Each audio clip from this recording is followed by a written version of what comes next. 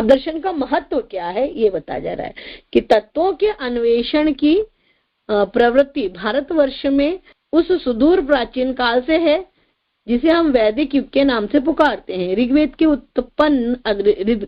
के अत्यंत प्राचीन युग से ही भारतीय विचारों में द्विविध प्रवृत्ति और द्विविध लक्ष्य के दर्शन हमें होते हैं। प्रथम प्रवृत्ति प्रतिभा या प्रज्ञा मूलक है तथा द्वितीय प्रवृत्ति तर्क मूलक है। प्रज्ञा के बल से पहली प्रवृत्ति तत्वों के विवेचन में कृत कार्य होती है और दूसरी प्रवृत्ति तर्क के सहारे तत्वों के समीक्षण में समर्थ होती है। अंग्रेजी शब्दों में पहली को हम इंट्यूशनिस्टिक कह सकते हैं और दूसरी को रैशनलिस्टिक। लक्ष्य भी आरंभ से ही दो प्रकार के थे, धर्म का उपार्जन तथा ब्रह्म का साक्षात्कार। प्रज्ञा मूलक और तर्क मूलक प्रवृत्तियों के परस्पर सम्मिलित से आत्मा के औपनिषदिष्ट तत्व ज्ञान का स्फुट आविर्भाव हुआ। उपनिषदों के ज्ञान का पर्यवसान आत्मा और परमात्मा के एकीकरण को सिद्ध करने वाले प्रतिभा मूलक वेदांत में हुआ। तो दर्शन का यहाँ पर महत्व बताया जा रहा है कि दो एटीट्यूड होता है हर इंसान का, हर एक सोचने समझने रिसर्च करने वाले। तो इसी की व्याख्या कर रहे हैं कि ऋग्वेद के अत्यंत प्राचीन युग में ही भारतीय विचारों में द्विविध प्रवृत्ति और द्विविध लक्ष्य के दर्शन होते हैं। यानी दो प्रकार की चीजें किसमें होती हैं? विचारों में, भारतीय विचारों में दो चीजें चली हैं।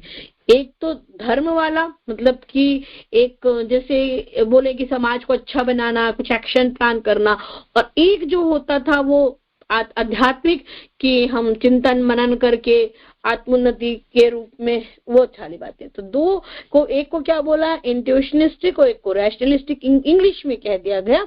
और धर्म का उपार्जन और ब्रह्म का साक्षात्कार, दो चीजें चल रही हैं। जैसे हम लोग भी करते हैं कि गुरुदेव ने क्या बोल दिया कि भाई काम भी करो, समाज को अच्छा भी बनाओ, सत प्रवृत्ति संवर्धन की भी बात करी, दुष्प्रवृत्ति उन्मूलन की बात करी, एक अच्छे समाज की संरचना की बात करी और एक अपने आप को भी बना आत्मोन्नति की बात करी। तो यही बात यहाँ पर बताई जा रही है कि दो तरीके से काम चलता है। प्रज्ञा मूलक तर्क मूलक प्रवृत्ति के परस्पर सम्मिलन से आत्मा के, यानी क्या, प्रज्ञा और तर्क मूलक प्रवृत्ति के, ऐसे नहीं कि बिना सोचे समझे, हर चीज को सोच समझ करके और कुछ इंट्यूटिवनेस के भी माध्यम से चीजों को समझना, जानना और आत्मा के उत्कृष्ट का तत्व ज्ञान का स्फुट आविर्भाव जो होता है, इस ज्ञान का जो मतलब बढ़ता चला जाता है, आत्मा और परमात्मा का एकीकरण का जो सिद्ध करने वाला प्रतिभा मूलक वेदांत में हुआ। मतलब वेदांत जो है वो हमको बताता है कि कैसे मैं क्या हूं तक हम पहुंच सकते हैं। तो वेदांत दर्शन की बात बताई।